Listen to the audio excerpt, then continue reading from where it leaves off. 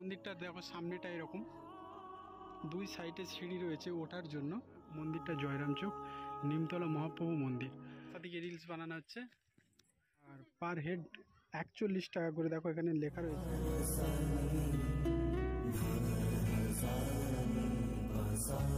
এখানে প্রসাদ খাওয়ার লাইন আর জলের মাঝে শিবটা রয়েছে। So guys, good morning, welcome to my new video. তো আজকে আমরা যাচ্ছি একটা মন্দিরে সপরিবারে, তো পুজো দিতে সবাই বেরোচ্ছে, রেডি আছি আমি। তো চলো দেখি কত দূর হয়েছে বেরোনো। বাহ, জিপ বের করে। এখানে দেখো বাইকে ব্যাগ বাঁধা হচ্ছে আর দুটো বাইক নিয়ে আমরা আজকে যাব, কারণ 5 জন রয়েছি, তো একটা বাইকে হবে না। A few moments later. তো দেখো ফাইনালি আমরা পৌঁছে গেছি মন্দিরে। এই হচ্ছে মন্দির।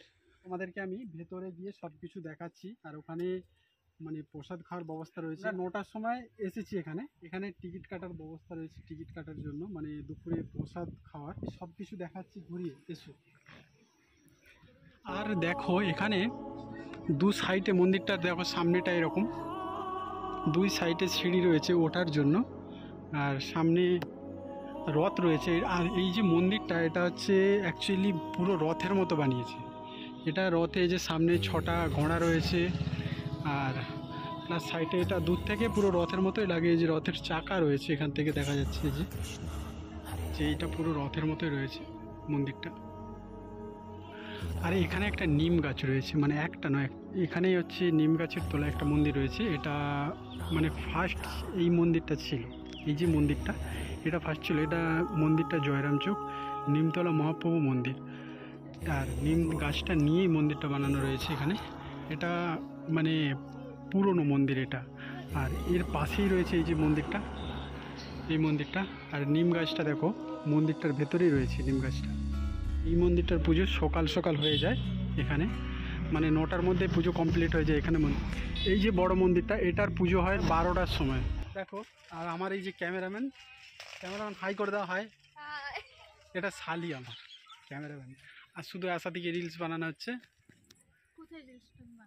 আচ্ছা, এখানে টিকিট কাউন্টার রয়েছে, খাওয়া দাওয়া মানে প্রসাদ পাওয়ার জন্য।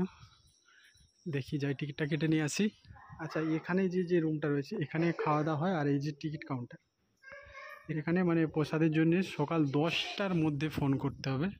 তো এই দেখো টিকিট কেটে নিয়েছি আমাদের অনেকগুলো, 14 জনের টিকিট কাটলাম। আর পার হেড 41 টাকা করে। দেখো এখানে লেখা রয়েছে। আর তোমরা যদি পুজো দিতে চাও, মানে এখানে রয়েছে পুজো দেওয়ার, মানে সব মিষ্টি সন্দেশ সব কিছু পেয়ে যাবে এখানে পুজো দেওয়ার জন্য। কত করে এগুলো?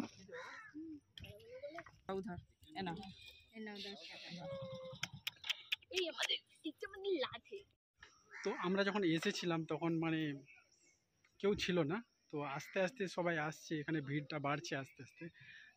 আজকে শনিবার, তো সেই জন্য এখানে সবাই পুজো দিতে এসেছে।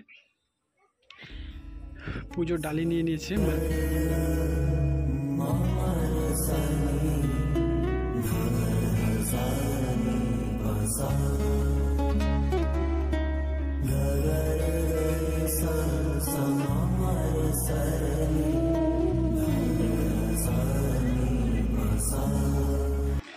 দেখো প্রসাদের জন্য এখানে সবজি কাটা চলছে, সব মানে মহিলারা সবজি কাটছে এখানে, কুমড়ো। আর এখানে দেখো রান্না বান্না হচ্ছে, আর এখানেও মহিলারাই রান্না বান্না করছে সব। দেখো আমি এখন মন্দিরের ওপরে রয়েছি। আর এই দিকটা দেখো, যখন অনুষ্ঠান হয় এই সাইডটা মেলা হয়, এইদিকে পুরো মাঠটাতে মেলা বসে এইদিকে। এখন এখানে নাম কীর্তন হচ্ছে।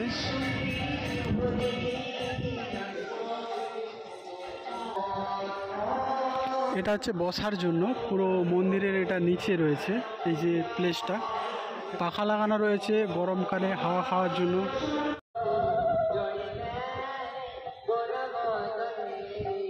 দেখো এখানে নাম কীর্তন হচ্ছে এখন, অবশ্যই আসতে পারো এখানে, পরিবেশটা খুব সুন্দর। দেখো মাঠ, ফাঁকা মাঠ রয়েছে। এখানে আসতে হলে তোমরা গৌড়ায় নামো, গৌড়া বাস স্টপ, সেখান থেকে তোমরা ভেতরে টোটো কিংবা টেকার চলছে, অটো চলছে, তো তোমরা তাতে হয়ে আসতে পারো। দেখো এখানে প্রসাদ খাওয়ার লাইন, আর লাইনটা অনেক এর আগে দুটো মানে উঠে গেছে, এটা মানে 3টের বেলা চলছে, এখনও লাইন আছে। দেখো এই যে প্রসাদ খাওয়ার জায়গায় এসেছি, প্রচুর লাইন, জায়গা আছে, জায়গা এই যে এখানে জায়গা আছে। এখানে ভাত দিয়েছে, ভাতের সঙ্গে দুটো তরকারি, ডাল রয়েছে, আর ভাত দেওয়ার দেখো কীরকম গাড়ি রয়েছে, মানে চাকা লাগানো রয়েছে, তাতে করে ভাত দিচ্ছে, কারণ সুবিধা হবে এটা দিতে। আর তা সব শেষে পায়েস, চাটনি, পাঁপড়। তো দেখো আমাদের প্রসাদ খাওয়া কমপ্লিট হয়ে গেছে, আর দেখো এখানে ভিড়টাও কমে গেছে, এবারে সবাই বাড়ি যাচ্ছে, আর ভিড়টা প্রচুর হয়েছিল, এখন অনেকটা কমে গেছে। তো গাইজ আমরা প্রথমে গিয়েছিলাম জয়রাম চকের মহাপ্রভু মন্দিরে, তো তারপরে এসেছি আমরা মনকামনা কালী মা তারার মন্দিরে, আর মন্দিরটা খুব সুন্দর দেখো, পেছনে দেখতে পাচ্ছ, আর এখানে পুজো হচ্ছে এখন, মানে এই আরতি হলো।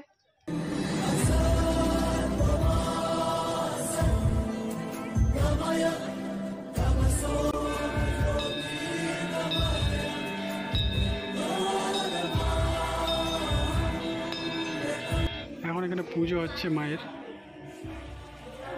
আর মন্দিরটা দেখো খুব সুন্দর, ভেতরে ডিজাইন করা রয়েছে।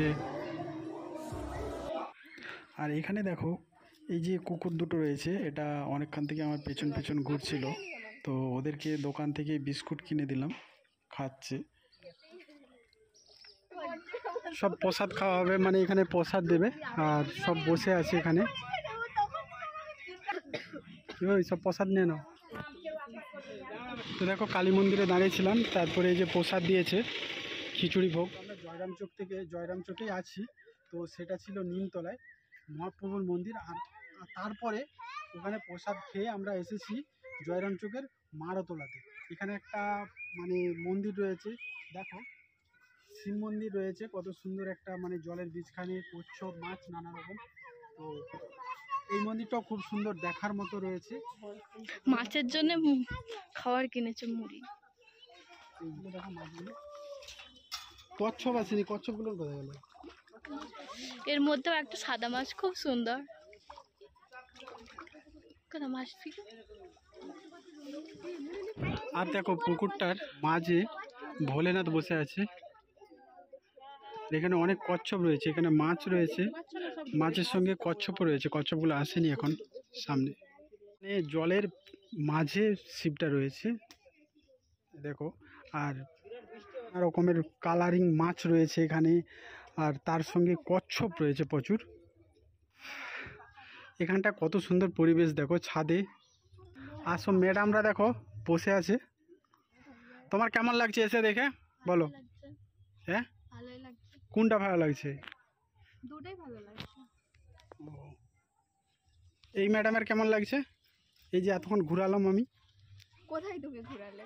এই যে 2-3টে মন্দির, কালী মন্দির ঘুরালাম, তারপরে সেখানে মহাপ্রভুর মন্দির, আবার এখানে এদিকে সেলফি শুরু হয়ে গেছে, এখন সেলফি জোনের মধ্যে আছে।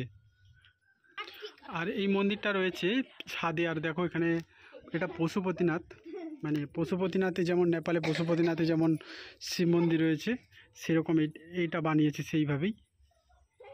এইটা হচ্ছে জয়রাম চকে এসেছি, আর জয়রাম চকের অনেকগুলো মন্দির দেখালাম তোমাদেরকে, আর তোমরা আসতে পারো অবশ্যই, এখানে আসলে জয়রাম চকে আসলে অনেকগুলো মন্দির দেখতে পাবে, 2-3টে মন্দির দেখালাম, আর তার সঙ্গে এই যে শিব মন্দির।